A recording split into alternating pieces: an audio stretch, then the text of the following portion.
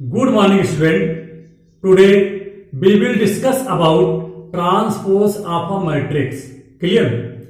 So let us to know what is definition of transpose matrix. The matrix obtained by interchanging row and column of matrix A is called transpose of matrix A. It is denoted by A dash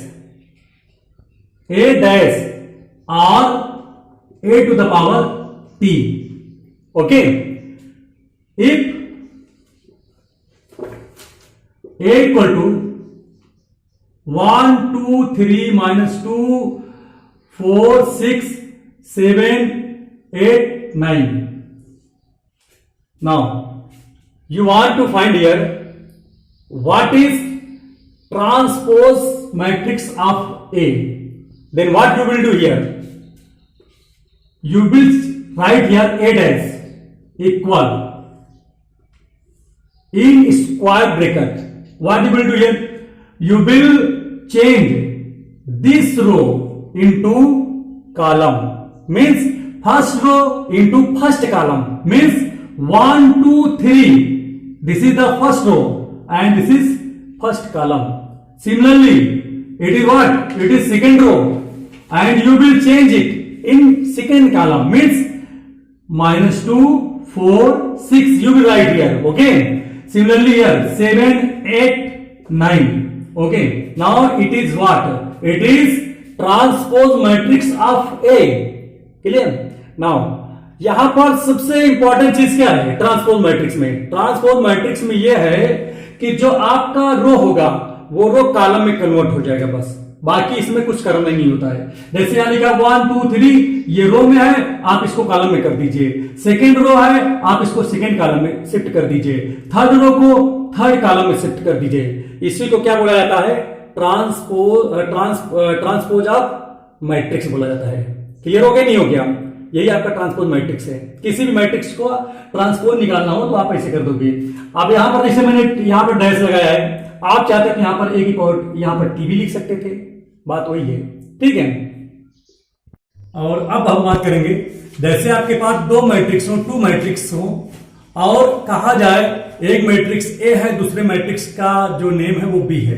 कहा जाए कि A B की value बताइए। A B माने A B का मतलब ए और B into में आ गया अब यहां पर, या बी ए की वैल्यू बताइए। तब हम इसको कैसे लगाएंगे इसके बारे में आज हम जो है डिस्कस करेंगे आज। ठीक है ना। तो यहां पर देखिए जैसे मान लीजिए हमारे पास में ए इक्वल टू यहां पर लिखा क्या है 2, 3, 4, 5। क्लियर। और बी इक्वल टू यहां पर क्या लिखा हुआ है? यहां पर लिखा है मान लीजिए कि 1 और यहां पर 6 लिख दिया गया। यहां पर क्या नाम की 4 यहां पर हो चुका है। कुछ हम अलग अलग ले रहे हैं ताकि कोई आपस में मैच ना करे। ऐसा मैच भी हो सकता है लेकिन हम अलग अलग ले रहे हैं। ठीक है। 7 और यहां पर हो गया 8। ठीक। अब यहां पर कह रहा है कि भाई चलिए इसका ए बी की वैल्यू बताइए क्या होगा। तो हम सबसे पहला हमारा इनटू करने का सबसे पहला कंडीशन क्या होता है कि पहले ए लिखा है यहां पर, उसके बाद में यहां पर क्या लिखा है? बी लिखा है। तो ए में रो में देखेंगे, कहां देखेंगे? रो में। और बी में कहां देखेंगे? कॉलम में देखेंगे। क्लियर। क्या देखेंगे कि जितने रो में एलिमेंट हैं उतने एलिमेंट किसमें होने चाहिए? सेकेंड वाले के कॉलम में एलिमेंट होने चाहिए। बात समझ में आ रहा नहीं आ रहा है? यहां पर रो कॉलम से कोई मतलब ही नहीं कि जितने कितने रो है कितने कॉलम, इससे हमको कोई मतलब अभी नहीं। हमको सिंपल से इतना मतलब है कि हमारे जितने रो में एलिमेंट हैं वो सेकेंड वाले में उतने कॉलम में एलिमेंट होने चाहिए, तभी होगा। जैसे कि यहां पर देखिए हम करने चल रहे हैं। देखिए इसमें क्या है? हमारे रो में 1, 2 एलिमेंट है, इसके कॉलम में भी 1, 2 है। 1, 2 हमारे देखिए रो में कितने हैं? 1, 2। इधर भी देखिए 1, 2, 1, 2 सही है ना। हमारे रो में इधर 2, 2 है, इधर कितने कितने हैं? इधर भी कॉलम में 2, 2 एलिमेंट। इसका मतलब इसमें मल्टीप्लाई हो सकता है। ठीक है ना, मतलब हो जाएगा।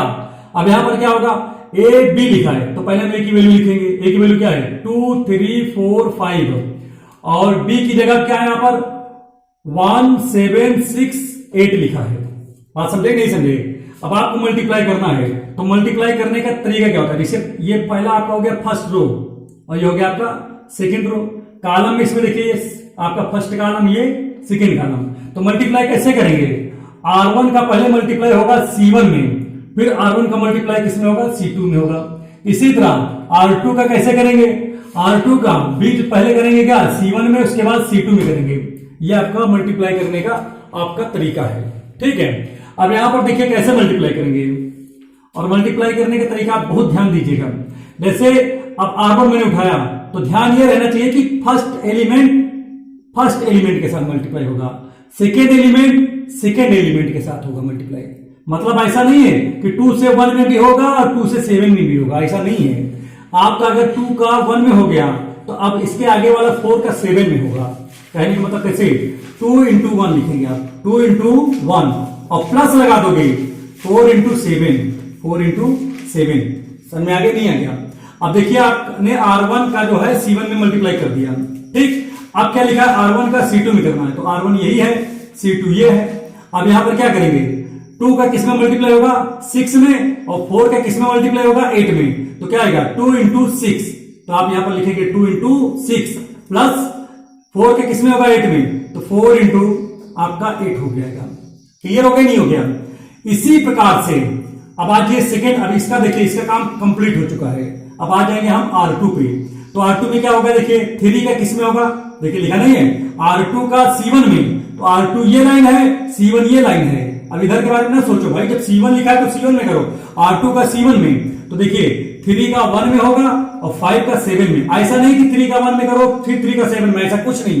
डायरेक्ट जब जैसे 3 का 1 में किया तो अब अगले वाले का अगले में होगा, बात समझे नहीं। कहने का मतलब यह है कि 3 into 1, क्या लिखेंगे आप, 3 into 1 और plus second into second 5 into 7, कहने का मतलब ये हुआ, ठीक है। अब देखिए मैंने R2 का C1 में कर दिया, अब किस में करेंगे, अब R2 का C2 में करेंगे, तो क्या आ जाएगा 3 इंटू किस में, 6 में, तो क्या आ जाएगा 3 into 6 प्लस, अब सेकेंड कौन है 5 और इसमें सेकेंड है 8, तो क्या हो जाएगा 5 इंटू आपका आ जाएगा 8, ठीक है। अब इसको सोल्यूशन कर लेंगे, तो भाई सोल्यूशन कैसे होगा इसका, 2 1 जा 2 और प्लस 7 4 जा कितना आएगा 28, इसमें 6 2 जा कितना आ जाएगा बताइए, 6 2 जा 12 प्लस 8 4 जा 32, नीचे आप ध्यान दीजिए 3 1 जा 3 प्लस 5 7 जा 35, 3 6 जा 18 और 5 8 जा 40, ठीक। आप क्या करेंगे, इसको इधर लिख देते हैं, उधर जगह नहीं है तो इधर लिख दे रहा हूं, ठीक है। उसी के नीचे आपको लिखना रहता है लेकिन जगह नहीं है तो इसलिए लिख दे रहा हूं।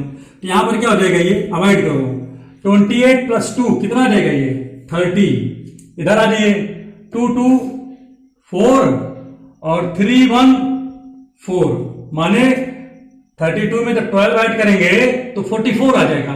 इसमें कर करो 35 में 3 ऐड करेंगे कितना आएगा, 38 आ जाएगा। यहां पर आ जाइए 40 में अगर 18 ऐड करेंगे कितना आ जाएगा, 58 आ जाएगा, ठीक है। ये आपका आंसर हो जाएगा। उम्मीद करता हूं कि समझ में आ गया होगा आपको। आज हम आपको बताएंगे दो मैट्रिक्सों का मल्टीप्लाई कैसे किया जाता है। ये देखिए मैंने आपको 3A का सारे क्वेश्चन उस दिन तो बता ही दिए थे। अब अगर उसमें कोई दिक्कत हो तो आप जो है मैसेज बॉक्स में आप उसको लिख दीजिएगा कि आपको इस वाले प्रश्न में आपको दिक्कत हो रहा है, ठीक है। अब हम शुरुआत से कर रहे हैं कौन सा, 3B का पहला ही क्वेश्चन ये है, ठीक है। और इसमें कई प्रश्न है तो उसमें से एक प्रश्न में ले लिया है, बाकी इसमें 4 ऑप्शन है, एक ऑप्शन इसमें सर ने लिया है, बाकी 3 ऑप्शन आपको खुद से करना है, जहां पर नहीं है पूछ लेना, ठीक है। इसमें क्या है कि ये मैट्रिक्स है, ये है 3x3 का, और ये मैट्रिक्स किसका, ये भी 3x3 का मैट्रिक्स है। क्यों, क्योंकि इसमें 3 रो है तो आप यहाँ 3 लिख दिया, कॉलम कितने 1 2 3 कॉलम है, इसलिए यहाँ भी आपने 3 लिख दिया है। क्यों, क्योंकि सबसे पहले लिखा जाता है रो, उसके बाद कॉलम, तो इसमें रो कितने हैं 1 2 3, तो 3 आप लिखेंगे, कॉलम 1 2 3 कॉलम है तो 3 बाद में लिखेंगे, क्योंकि लिखित आर्डर है, ये आर्डर है। आर्डर में आपको पता है कि सबसे पहले रो लिखा जाता है उसके बाद कॉलम लिखा जाता है, ठीक है। अब यहाँ पर क्वेश्चन में कह रहा है कि भाई क्या वैल्यू होगी AB की वैल्यू निकालने के लिए कह रहा है, ठीक है। क्या ये एग्जिस्ट करता है कि नहीं करता है, ठीक है। तो A की वैल्यू यहां पर क्या है, देखिए A की वैल्यू आपका ये है क्या, 1 0 -1 2 1 0, और क्या लिखा है यहां पर -3 -2 -1। बी की जगह पे क्या लिखा है 0 2 0 0 0 2 2 0 0 ये लिखा है। ठीक है, इसमें ये कह रहा है कि क्या ए बी एग्जिस्ट करेगा कि नहीं करेगा, अगर करेगा तो इसकी क्या वैल्यू होगी।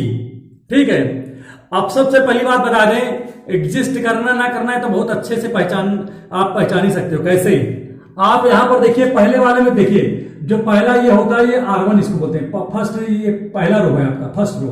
ये आपका क्या है सेकंड रो है। ये कौन सा रो है, ये आपका थर्ड रो है।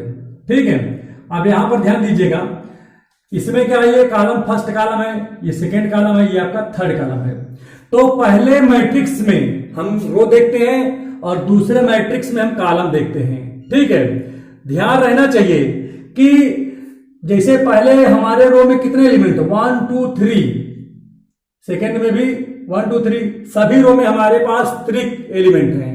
और इधर देखिए क्या सभी कॉलम में 3 एलिमेंट है कि नहीं है, तो है यहां पर 1 2 3 1 2 3 1 2 3 है कि नहीं है, इसलिए यहां पर ये एग्जिस्ट करेगा। अगर इसमें क्या होता है फिर से आप समझ लीजिएगा, देखते हैं फर्स्ट वाले मैट्रिक्स में रो देखते हैं, सेकंड वाले मैट्रिक्स में कॉलम देखते हैं। ठीक है, सेकंड वाले में कॉलम देखते हैं, फर्स्ट वाले में रो देखते हैं। और उसके बाद हमारा अगला काम क्या होता है कि हम देखते हैं कि जितने पहले वाले में रो में एलिमेंट है उतना सेकंड वाले में एलिमेंट किसमें होना चाहिए, कॉलम में। अगर ऐसा है तो वो एग्जिस्ट करेगा, मल्टीप्लाई होगा, अगर नहीं है तो ना तो एग्जिस्ट करेगा और एग्जिस्ट नहीं करेगा तो मल्टीप्लाई भी नहीं होगा। अर्थात फिर से बोल दे रहा हूं कि पहले वाले रो में या जहां जो है पहले वाले जो आपके पास मैट्रिक्स है, इस मैट्रिक्स के रो में जितने एलिमेंट हों उतने सेकेंड वाले मैट्रिक्स के कॉलम में एलिमेंट होना चाहिए। समझ में आ गया नहीं आ गया। अब यहां पर देखिए मल्टीप्लाई करने का तरीका क्या है, 1 2 3 रो है, तो यहां पर क्या लिखेंगे पहले हम R1 R2 R3। क्यों लिखेंगे, क्योंकि यहां पर 3 रो है, जितने रो रहेंगे वहां यहां पर पहले लिख लो सभी रो को। ठीक है, हमने देखिए यहां पर 3 रो थे, 3 रो लिख दिया।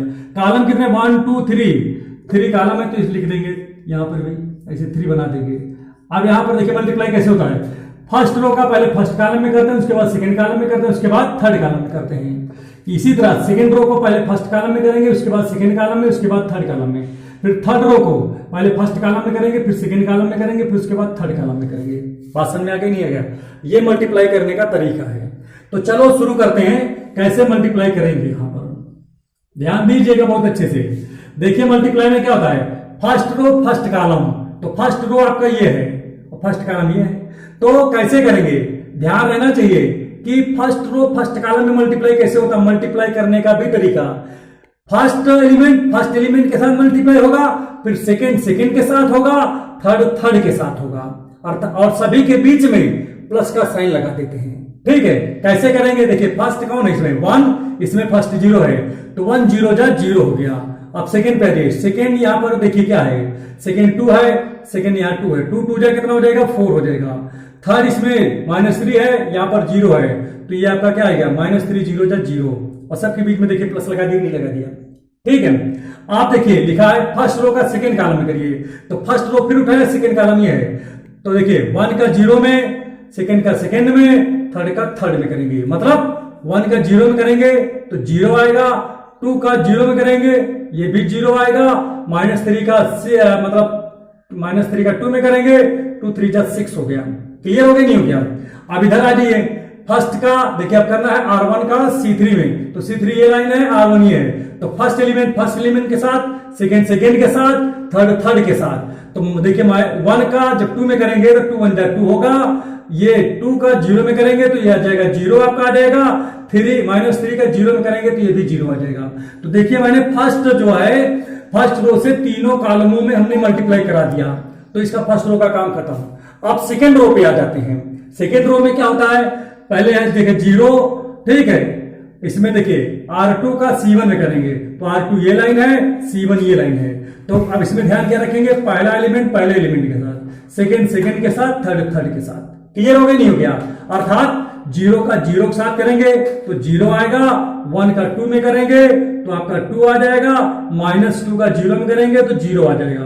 ठीक है। इसी प्रकार से सेकेंड रो को अब सेकेंड कॉलम में करना है तो फर्स्ट के साथ करेंगे, 0 आएगा, 1 का 0 में करेंगे तो ये भी 0 आएगा, -2 को +2 में करेंगे तो ये -4 आएगा, क्योंकि प्लस माइनस माइनस हो जाएगा ना। अब आगे बढ़ जाइए, अब फिर लिखा है सेकेंड रो को थर्ड कॉलम में करना है तो यही रहेगा, लेकिन कॉलम यहां पर ये हो जाएगा की बार। देखिए 0 का 2 में करना होगा, 1 का 0 में, -2 का 0 में, ठीक है, मल्टीप्लाई होगा, माने फर्स्ट में, सेकंड में, थर्ड में। तो देखिए 0 को 2 में करेंगे तो आपका 0 आ जाएगा, 1 का 0 में करेंगे ये भी 0 चला जाएगा, और -2 को 0 में करेंगे तो ये भी 0 चला जाएगा। तो मैंने देखिए R2 का मैंने C3 में कर दिया मल्टीप्लाई, ठीक है। अब आगे बढ़ जाइए, आप देखिए लिखा है थर्ड रो फर्स्ट कॉलम, तो देखिए R3 को C1 में करना है तो देखिए फर्स्ट एलिमेंट के साथ, सेकंड एलिमेंट साथ, थर्ड एलिमेंट साथ, ठीक है। ध्यान रहना चाहिए एक एलिमेंट का केवल एक ही एलिमेंट में मल्टीप्लाई करोगे, ठीक है। कैसे करोगे, -1 का 0 में करोगे तो आपका 0 हो जाएगा, 0 को 2 में करोगे तो ये भी 0 चला जाएगा, -1 को 0 में करोगे ये भी 0 चला जाएगा, और मैंने बताया कि सभी के बीच में प्लस लग जाएगा, वैसे हमने किया है यहां पर। अब यहां पर देखिए आप R3 का C2 में करेंगे तो फर्स्ट के साथ करेंगे तो क्या आ जाएगा आपका 0 आ जाएगा, सेकंड के साथ ये भी 0 बढ़ रहा है, थर्ड के साथ करेंगे तो -1 है, यहाँ पर 2 है तो 2 1 जा -2 हो जाएगा, ठीक है। अब आगे बढ़ जाते हैं, इसके बाद देखते हैं क्या है, ठीक है। अब यहाँ पर देखिए अब देखिए R3 का C3 में होगा तो फर्स्ट के साथ करेंगे, -2, देखिए -1 है, यहाँ पर 2 है, इसमें मल्टीप्लाई होगा, 0 का 0 में होगा, -1 का 0 में होगा, ठीक है। तो क्या आ जाएगा, -1 2 जा -2, और 2 0 जा 0, और ये -1 का जब इसमें करेंगे तो ये भी 0 आ जाएगा। क्लियर हो गया, नहीं हो गया? अब यहाँ पर सबको चलिए जोड़ लेते हैं, ऐड कर लेते हैं। जब ऐड करेंगे देखिए क्या आएगा, ये आपका 4 हो जाएगा, यहाँ पर देखिए सबको ऐड करेंगे, यहाँ 2 देखिए क्या आ जाएगा, -4 हो जाएगा, यहाँ पर -2 हो जाएगा, यहाँ पर देखिए क्या हो जाएगा, यहाँ 2 हो जाएगा, यहाँ पर 0 हो जाएगा, यहाँ पर -2 हो जाएगा, और यही आपका आंसर हो जाएगा, ठीक है।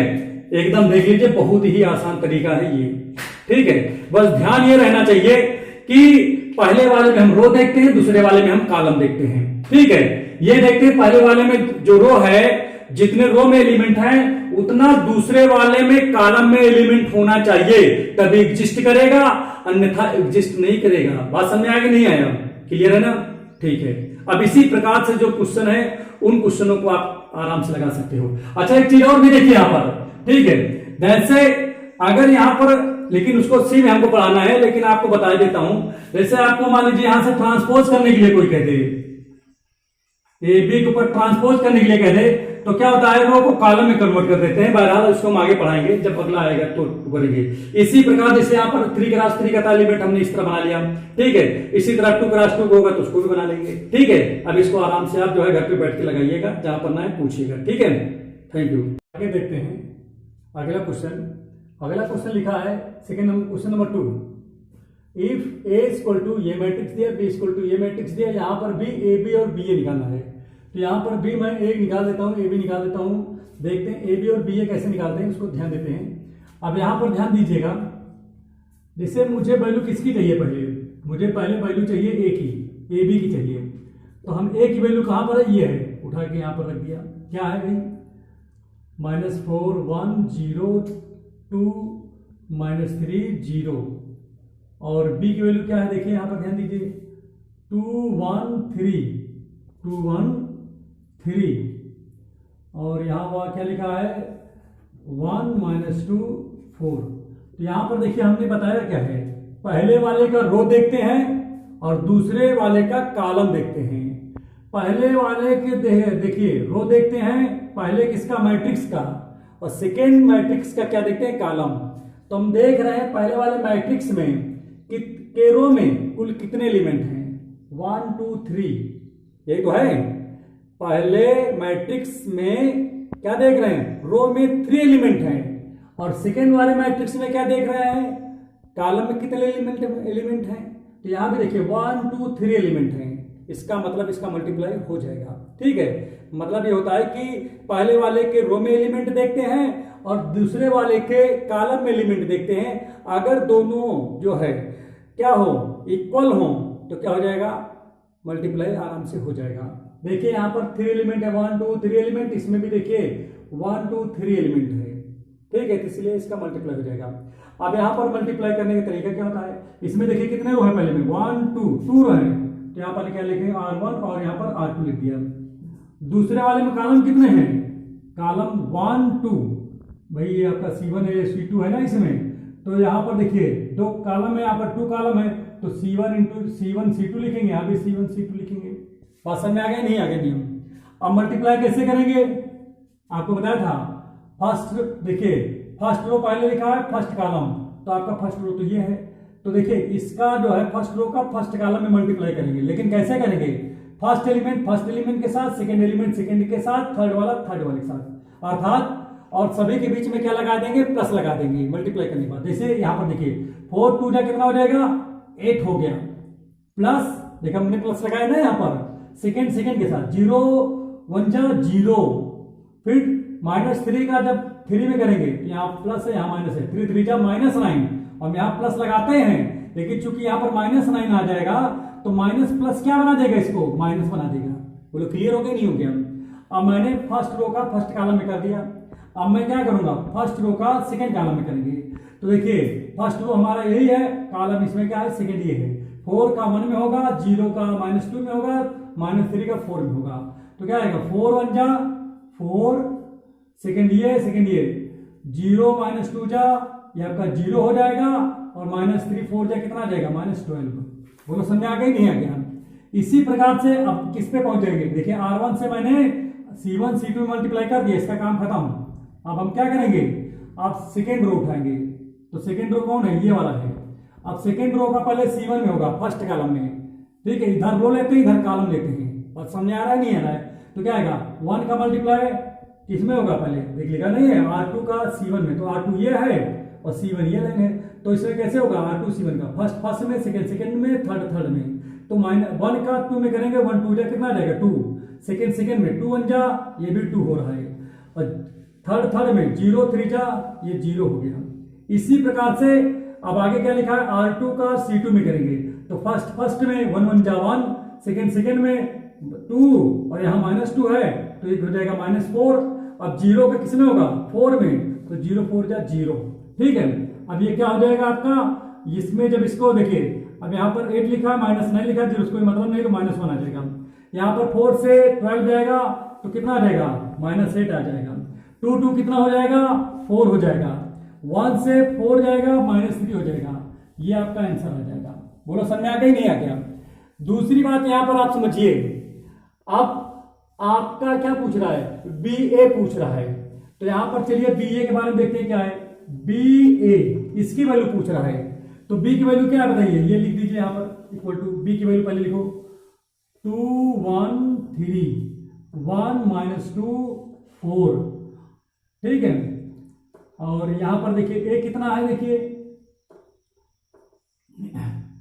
4 0 -3 और 1 2 0 लिखा है। तो मल्टीप्लाई करने का कंडीशन आपको बताया हूं, फर्स्ट वाले जो आपका जो मैट्रिक्स होता है उसमें हम रो देखते हैं, सेकंड वाले मैट्रिक्स से कॉलम देखते हैं। हमारे फर्स्ट वाले मैट्रिक्स में देखिए रो में कुल कितने एलिमेंट हैं, 1 2 1 2 1 2, हमारे में 2 एलिमेंट हैं प्रत्येक रो में, ठीक है। और इधर कॉलम सेकंड वाले मैट्रिक्स में हम कॉलम चेक कर रहे हैं, देखिए सभी कॉलम में कितने एलिमेंट है, 1 2 यो में 2 है, यो में 2 है। तो कहने का मतलब हमारा जो कंडीशन है वो एग्जिस्ट कर रहा है, तो ये आराम से मल्टीप्लाई हो जाएगा। कैसे मल्टीप्लाई करोगे, मल्टीप्लाई करने के तरीके में देखिए 1 2 3 रो है, तो लिख लीजिएगा पहले को R1 R2 R3, और कॉलम कितने हैं, देखिए कॉलम कितने हैं इसमें 1 2 3, ठीक है। तो आप इसको बना लीजिए, कैसे बनाओगे, C1 C2 C3, इसी तरह C1 C2 C3, इसमें भी C1 C2 और C3, मैंने बहुत छोटा छोटा हमने लिख दिया है। बहरहाल आप इधर कहो बड़ा बड़ा लिख दें R1, ठीक है। क्लियर है ना, समझ में आ गया ना ये, चलिए ठीक है। तो इस प्रकार से आप खुद से इसको मल्टीप्लाई कर लेना, ठीक है, और जहां पर दिक्कत हो पूछना, ठीक है। Thank you.